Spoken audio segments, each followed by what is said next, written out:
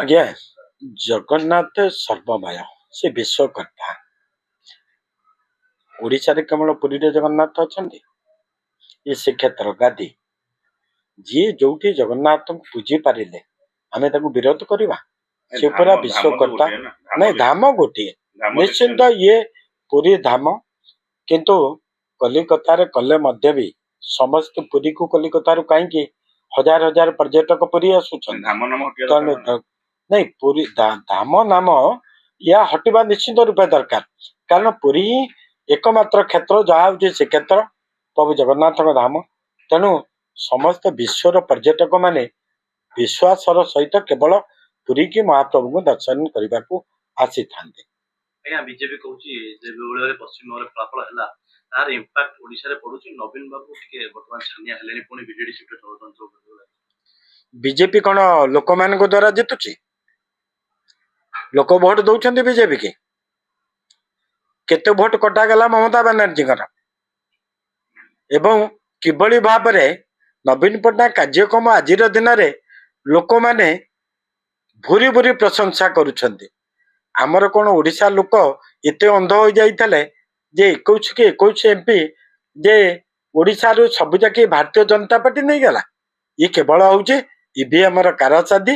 ତେଣୁ ଯେତେ ଦିନ ପର୍ଯ୍ୟନ୍ତ ଇଭିଏମ ଭାରତ ବର୍ଷର ନ ଉଠିଛି, ତେଣୁ ବିଜେପି ନିଶ୍ଚିତ ରୂପେ ପ୍ରତି ଷ୍ଟେଟକୁ ଏଇଭଳି ଭାବରେ କବ୍ଜା କରିକି ଚାଲିବ।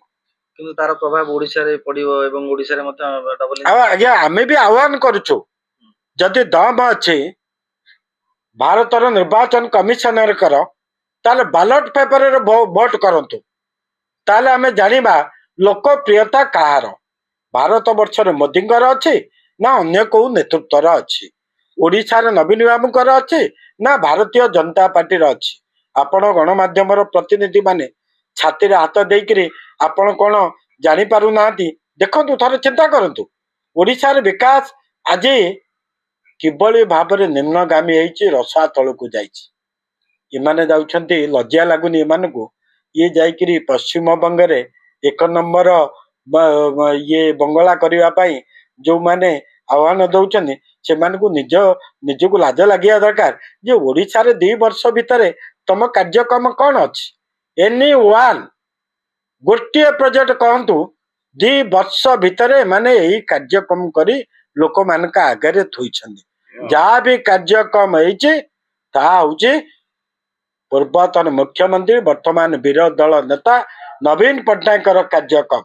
ଯୋଉ କାର୍ଯ୍ୟକ୍ରମକୁ ଆଜି ସମସ୍ତେ ଭୁରି ଭୁରି ପ୍ରଶଂସା କରୁଛନ୍ତି ଏବଂ ଏମାନଙ୍କ କାର୍ଯ୍ୟକ୍ରମରେ ଅତିଷ୍ଠ ହୋଇ ସମସ୍ତ ଗରିବ ଲୋକଙ୍କ ଆଖିରୁ ଆଜି ଲୁହ ଝରୁଛି।